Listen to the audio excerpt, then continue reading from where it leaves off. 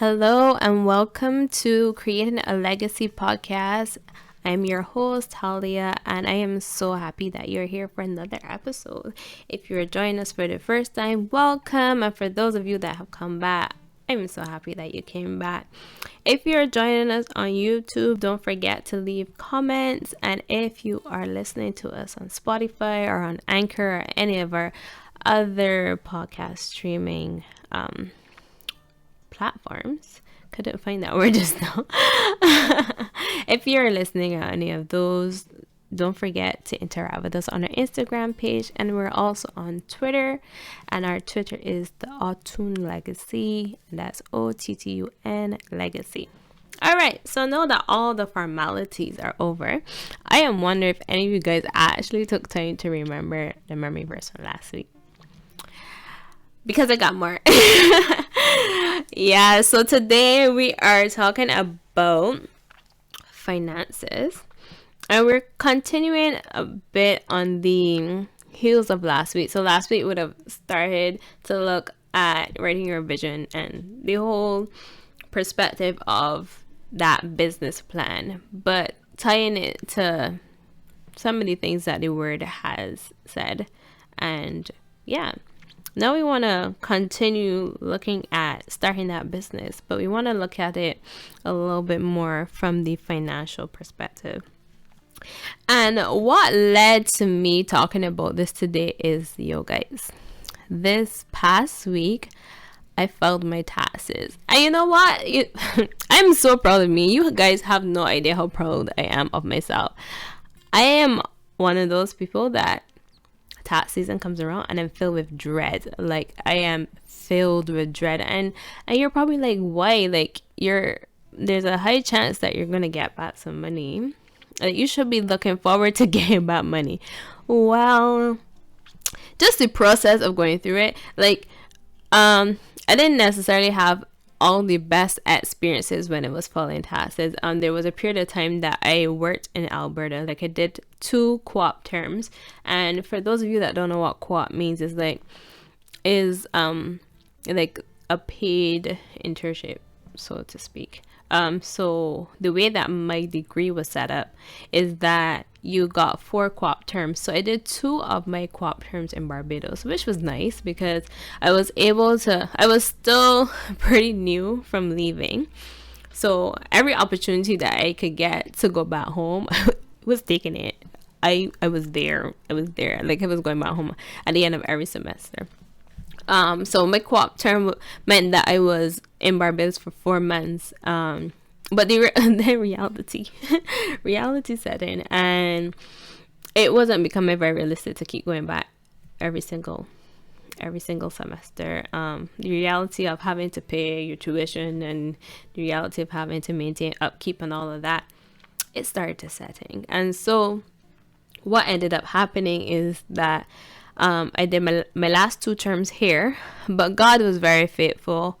Well, he was faithful throughout, but he was really faithful because the co-op term that I ended up doing was in the oil and gas industry. And anyone that has worked in oil and gas knows that, at least when I was working there, I can't really speak to it now because I am not working in it. But when I was working in it, it was great. It was fantastic. I was able to really apply a lot of the project management skills I was really trying to pursue at that point.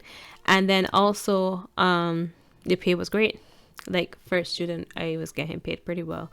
But that meant that I spent some time living outside of the province. My province being Ontario. And so when I came back and I filed my taxes in Ontario, the way that taxes are in Alberta are different from the way that taxes are in Ontario.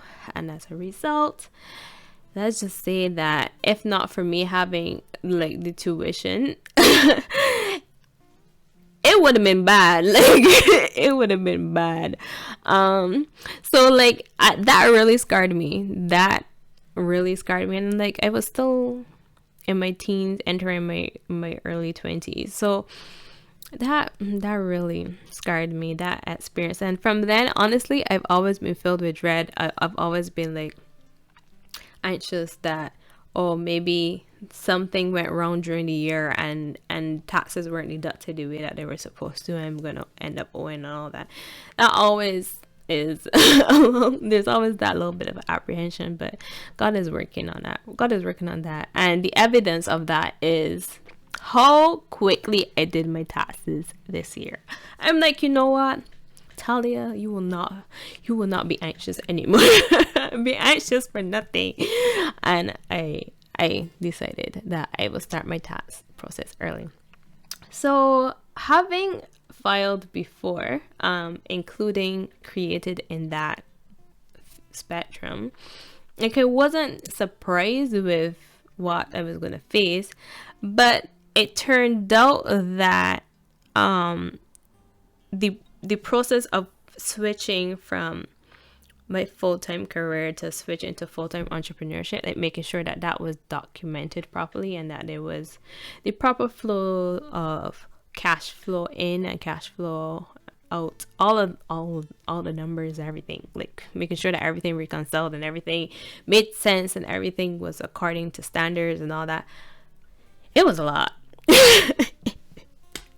I'm not going to try and butter it up. No, it was a lot. I was overwhelmed. Oh my goodness, I was not fun to be around for the 2 days that I was working on that process, because it required me also going through and making sure that I had covered everything from my fiscal year and all that. And I was distressed. A lot happened during those 2 days. The emotions, they went up, they went down, they went sideways. It was a lot, to say the least, but God saw me through.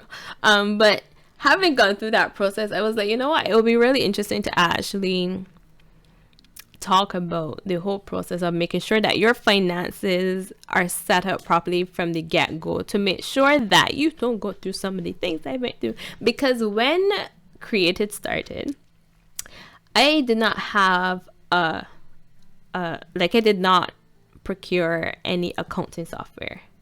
I was doing things old school.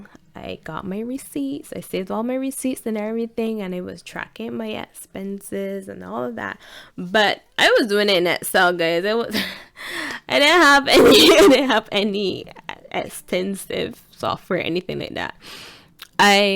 I've pretty much gone through 3 fiscal periods, or 2 and some, with the whole Excel format. And it's not that it cannot work, because it can, but it requires an extra level of diligence that I just wasn't doing. And that's what this podcast is about. I really want you guys to learn from the experiences that I have been through, and I'm going to be as transparent as I possibly can be, because I do not want you guys to go through so many difficulties that I went through.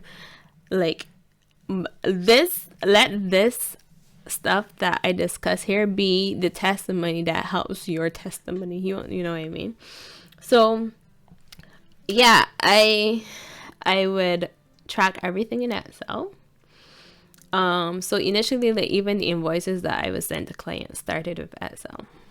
And then I actually went through a period of my invoices being in Canva, which is like really paper, just because it gave me a nice layout, the aesthetic that I was looking for.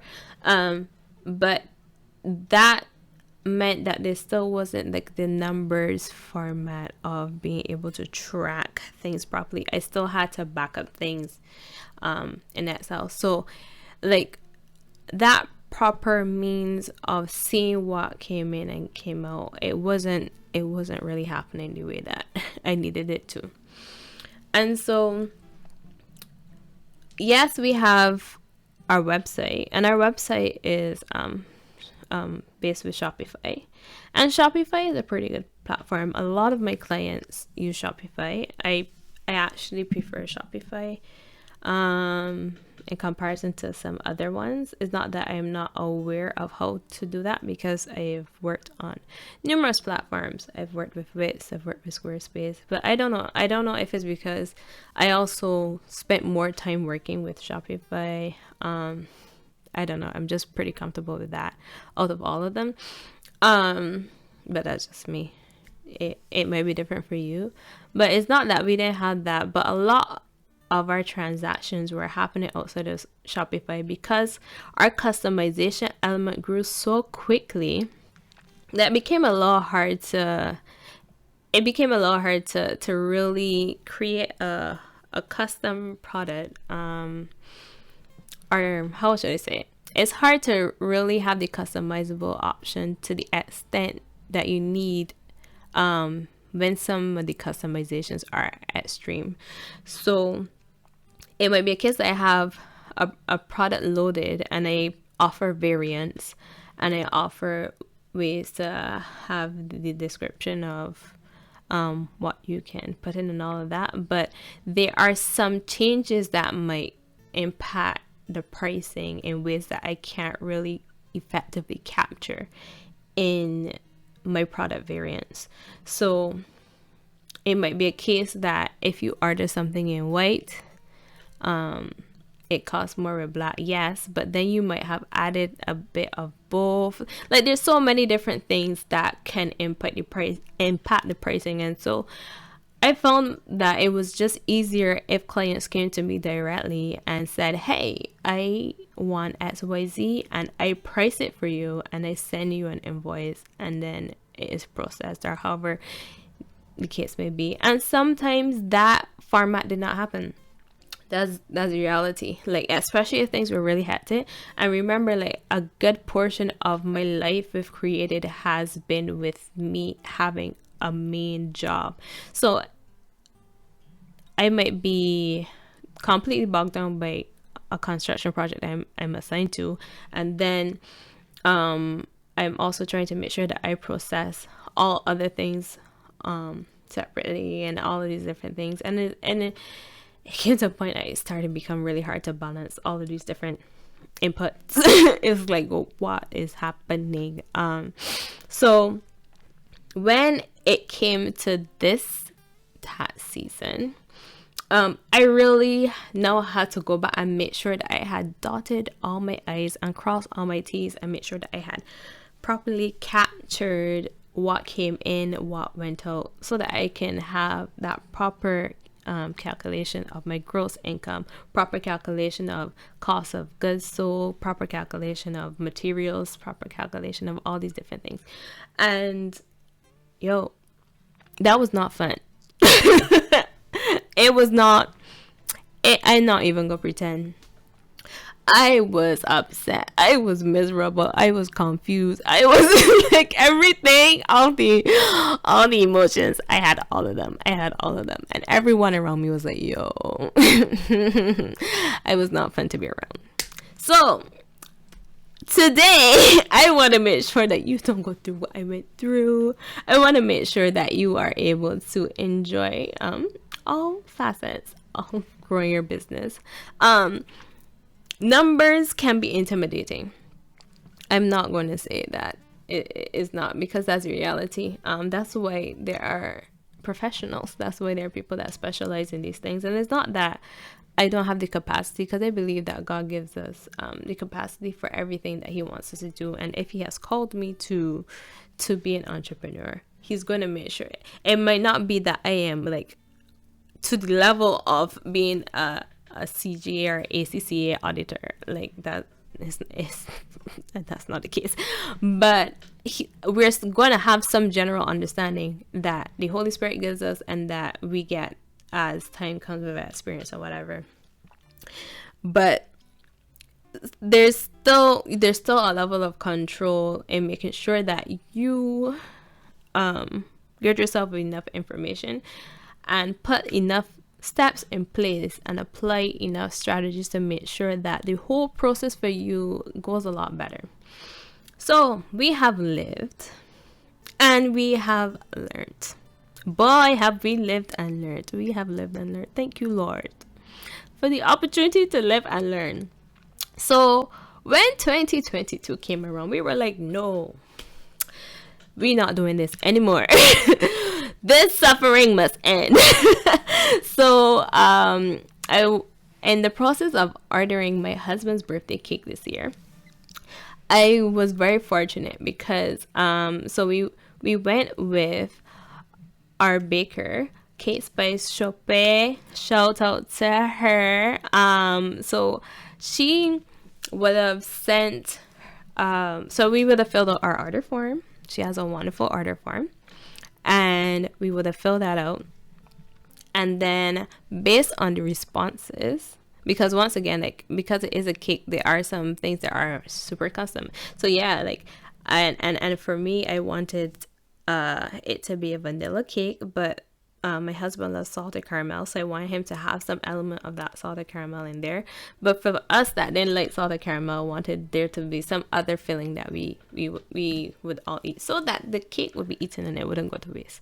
And so there were, after filling out the order form and everything, it gave her the information that she was able to use to generate the actual final cost for what this cake was going to be.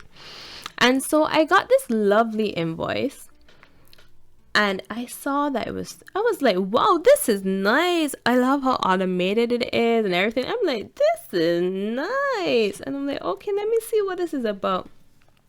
And so I look at the bottom of the invoice and I see that it's powered by this company called Wave Accounting. And this is not sponsored or anything. This is just me telling you what I have been living through and what has worked for me. And you guys could try it out and try other things, because there are a lot of things out there that can work for you. There's Zoho Bucks, there's QuickBooks, there are all these fantastic applications.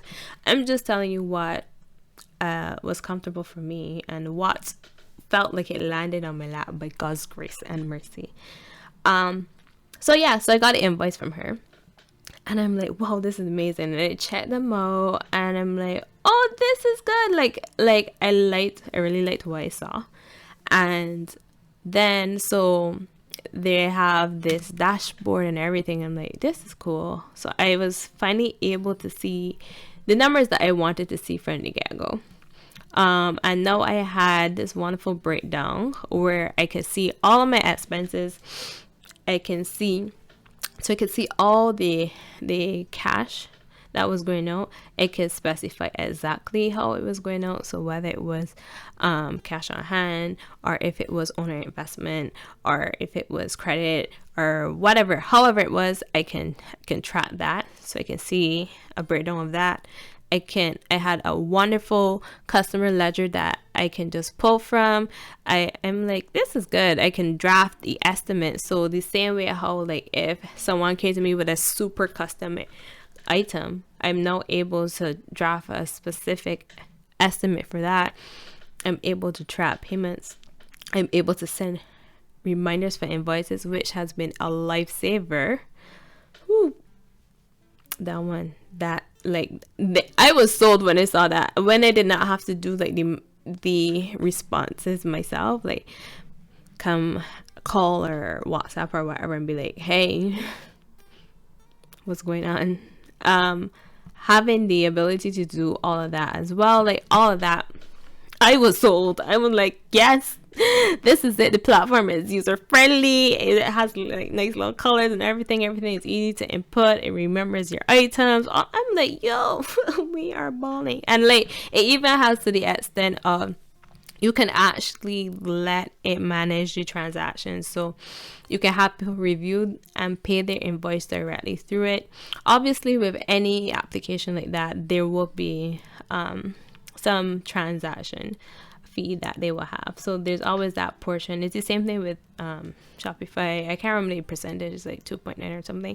Like, there's always that percentage. You don't really get away from that unless you have clients pay you directly by Interact. But even if I wanted to go that route and just have them pay directly by Interact, I had that option. It was great. I'm like, yes, beautiful. So now I'm not as apprehensive for next year's tax season, because I know that I have now been using this. Like, we transferred everything over to this new application, and that has become our new accounting system. I finally feel like I can breathe. I feel like, hey, I'm living again. Like, before, anything with regards to that was stressful, and I am so shout out to you, girl. like, you saved lives. And I know, like, we discussed this before, but I'm telling you, you have no idea how you saved my life. Because we have been looking into application for some time. We thought about getting QuickBooks, we thought about getting Zoho Books, we thought about getting a lot of different things, but I don't know, this one really spoke to my spirit, and I've been loving it thus far. And I haven't gotten any bad feedback from my clients or anything like that. There are some clients that don't like the reminders, but the reminders are essential for both of us. I need to make sure. And that's another thing. That actually leads me to another point. I know we want to do our best to cater to everyone.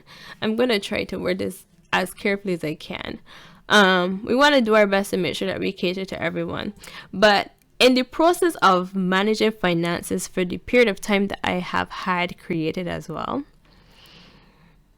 in the process of doing that, and some of it has been on me, like, don't get me wrong, some of it has been on me, like the periods of time where I've just become so bogged down that it's been hard to do the paperwork and to get the invoices out.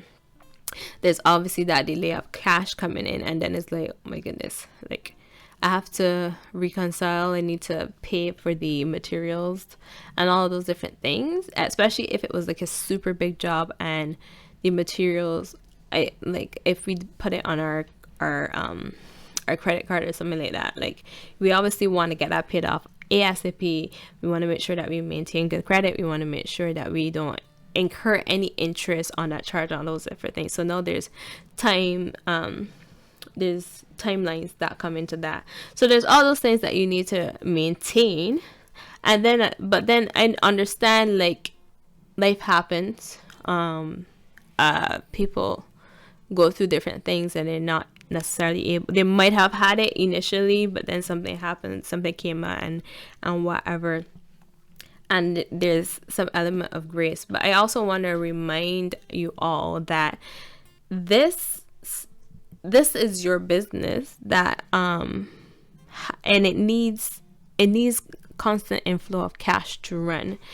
There's money that you're going to need to buy materials. There's money that you're going to need for marketing. If you have employees, you need to run payroll. There's so many different things. And for someone like me that is a full-time entrepreneur, it means as well that I live off of the profits. So, and I had a wonderful opportunity to be on the Red Room. The Red Room is a live session that is with Pathway to Purity, and I'll leave all of this in the description so that you guys can check it out. The episodes are every Thursday at 8 p.m. On Instagram, and the Instagram is _pathway2 purity.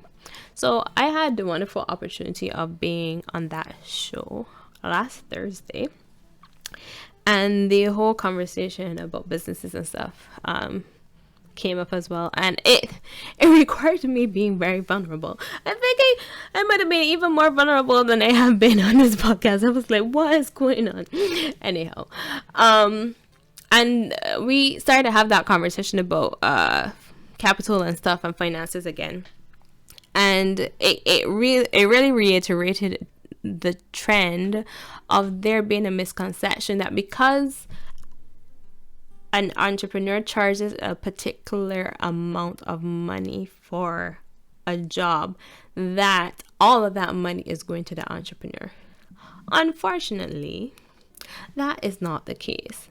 If it is a service, there still is some sort of cost. Like if it is a coaching class, for example, that person still needs to spend money on some sort of platform that pushes out SMS messages reminding you of, hey, the classes are coming out. Oh, this new thing is coming out. Like, there's different marketing that you have to do. Like money is needed for things. Like that's the reality. Money is needed for things, and there is the whole concept of being a good steward is what is coming up. And I actually have a couple Bible verses that kind of reiterate the point that I'm trying to make. So The first one that I have is actually from Luke chapter 16 verse 10, and I'm going to read it in the New International Version, and it says, whoever can be trusted with very little can also be trusted with much, and whoever is dishonest with very little will also be dishonest with much. And like, here's the whole concept that I'm trying to reiterate. Like, if we want God to bless our businesses with more, if we want to prosper and achieve what we're supposed to achieve, because remember, we're talking about kingdom businesses, so the whole objective behind the kingdom business is not only to be beneficial to you. Like, God is not only using it as a means to help you, but he's using it as a means to help others. And as a result, the more it prospers, the more that it grows, the more profit is there to impact the community, to impact the work that God has given you.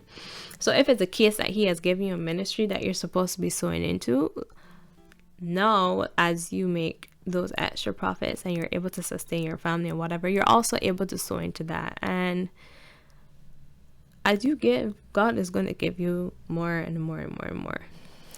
However, if God has given us little, we're now starting the business, and he has given us $100, and we have not spent the $100 in a way, and we're not monitoring the $100, and we're not investing the $100 properly, and we're just squandering it. How is he going to give us more? How can he trust us with more? And that applies anywhere, to be honest. That applies with everything. It's all about being a good steward of what God gives you. And so, like, even this whole process for me, it really made me reflect. Like, it had me even go through like my personal finances. It had me go through all my transactions. So I actually went to the gym today, but not to exercise, but to cancel my membership, because I'm like, I am paying for this membership and I'm not going, because after with the whole COVID thing and all of that happening, I stopped going.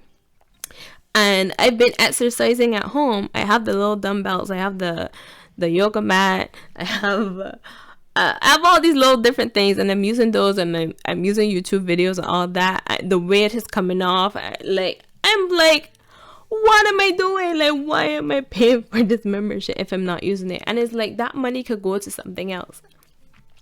Like, we really, really, really, really have to be intentional in making sure that we monitor all the finances the way that we should and use them appropriately. And so,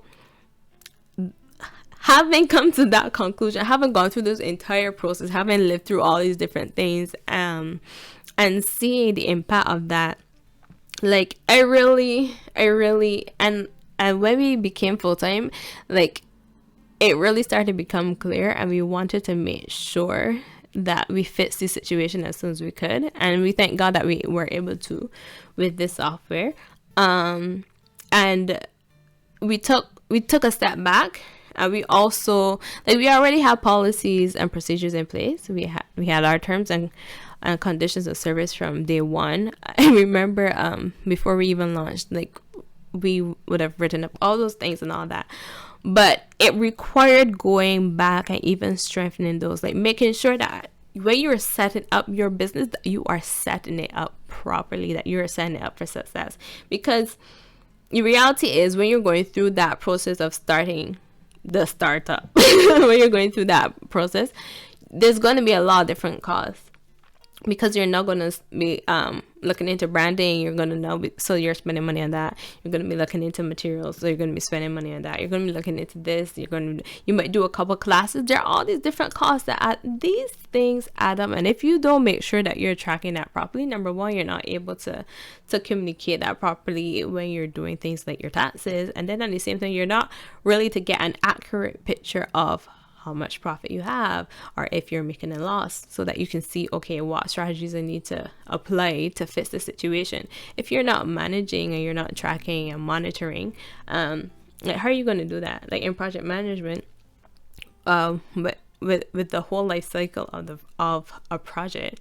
If I even use that, there's a particular component called monitoring and controlling, and that portion of the project is like the majority of the project.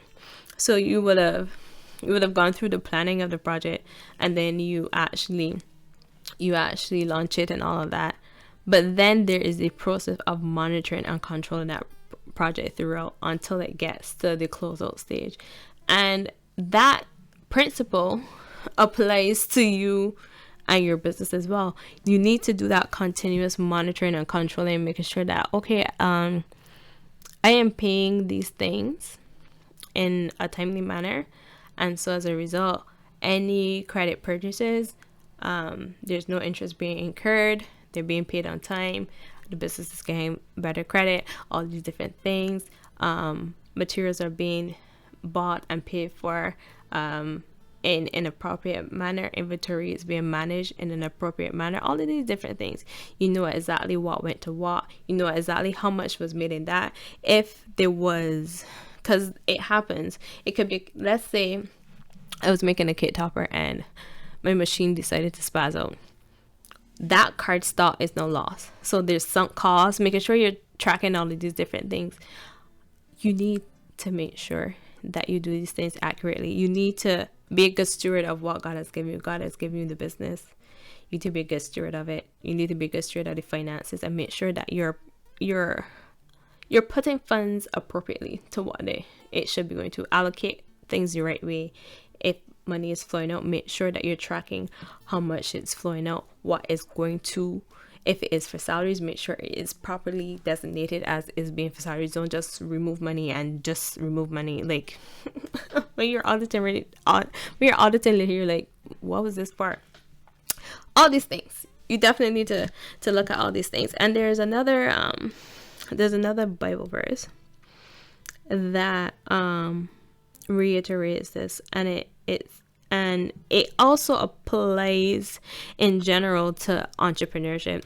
And it says, each of you should use whatever gift you have received to serve others as faithful stewards of God's grace in its various forms. And this is how I look at entrepreneurship in general. Using whatever gift God has given you to serve others.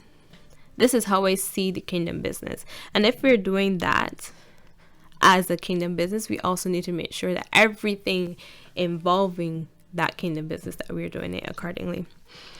And then there's just one other one that I want to touch on. And I want us to really remember this throughout. And it is whatever you do. Oh, I forgot to mention where the other one was from. So the other Bible verse is from 1 Peter chapter 4 verse 10. So each of you should use whatever gift you have received to serve others as faithful stewards of God's grace in its various forms. And then the last one is from Colossians chapter 3 verse 23.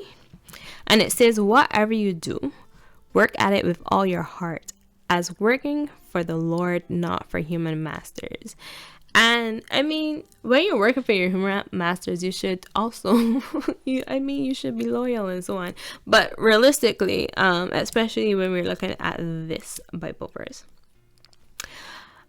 when you're doing something for the Lord, like, you have to give it your all. Like, you really understand that it is God that provides the grace to do everything. It is God that provides the grace. And so you can't be doing things haphazardly. You can't be doing things halfway. And especially because it is a kingdom business and it has to have the identity of God, it has to evoke this level of excellence that comes from everything that God made. Like, God is the master creator. Like, there is nothing that God has made that is flawed. God is the OG. Like, God does beautiful works. Everything that he has done is beautifully and wonderfully made. And so everything that we are doing, especially as Christians, needs to exhibit the same characteristics. They need to showcase that excellence that comes with being with God, being on God's side, So it really comes down to being a good steward. It comes to being a good steward. And in this portion of analyzing good stewardship, we're looking at being a good steward with our finances and being a good steward of making sure that we are tracking these finances and making sure that everything is proper. And so it's important to know this even at the startup stage, because you want to make sure that all the expenses that you have, that you're tracking those effectively as well. You want to make sure that from the get-go that you have everything lined up, that you make sure that you have your invoices formatted and ready to go, that you're doing it. I would recommend that you are paid before you fulfill the service, or depending on the size of the purchase, you can make sure that you at least get a deposit, because it also is a good practice from the material standpoint. You want to make sure that you have enough money constantly flowing there from material acquisition, and that you're not always putting yourself out, because the reality is, especially if you're doing this full-time, is that you need money also for you to be sustaining yourself and make sure that the business is sustained. So yeah, I think I've said a lot today. There's been a lot that we learned today for sure, and I hope you guys learned from my experience. For sure, I am glad to say that we are in a much better position than we were. Not that we were any worse, but we definitely were not any best. And I feel a lot better. I sleep a lot better at night now, knowing that everything is nice and balanced out, and that we have a proper system that works, and that I'm able to see exactly how much we spent in the month. I'm able to see how much came in. I'm able to see a proper breakdown of profits. I'm able to see what is overdue, how much is overdue by, who is overdue from. I don't know if that's the right English, but that what came to my mind. But yeah, it's important. It really is important, especially when you're starting. So the good thing is having gone through that with the main company created, is that when Kingdom started, and when Legacy 3 started, we didn't go through that again. Thank you, Jesus. Legacy and Kingdom are in a much better place. Yeah, everybody has their own system. Everybody's websites are functional and doing what they need to do and all that stuff. And we have come to the point of understanding that we have to exercise wisdom. It's not that you don't have compassion, but we still have to exercise wisdom, because it is not wise to put your business in a compromising position either. Not that you're not empathetic or sympathetic to people's situations, but the reality is, at what cost? If we were supposed to do that approach with every single person, then we would find ourselves in a pretty tight position, and we don't want that. We are not stewarding over what we have and then running everything to the ground. That is not what we want, and that's not the plan. So yeah, I hope that this was helpful. As always, let us know in the comments if you're watching on YouTube, and if you are listening on any of the platforms that our podcast is streamed, whether it be Anchor or Spotify or Radio Public or Google Podcasts, wherever you're listening to it. Please interact with us on Twitter, and please interact with us on our Instagram page. So our Instagram is Creating a Legacy Podcast. And again, our Twitter is The Ottun Legacy. Ottun being Ottun, and then Legacy. Thank you so much for joining today. It means so much that you've joined us for another Monday episode. And if you're watching it any other day or listening any other day, thank you for watching and listening regardless. It means so much. Don't forget to leave your feedback. It means a lot. I love to see you guys interacting with the content. And you know what? Let us know if there's anything that you want us to discuss. Like if you have any pressing issues that you're like, you know what, can you give me some advice? For sure. Let us know, and we'll do like a question and answer segment really soon, so that we can get into some of those things. And also, like in the season, later in the season, we're gonna start having some guests. I am so excited for that. I cannot wait. It's gonna be fun to hear other perspectives apart from mine. I mean, yeah, things on the side can be very exciting, but I'm sure you guys want to hear some other exciting stories, so look out for that as well. All right, until next time, see you guys later. Bye.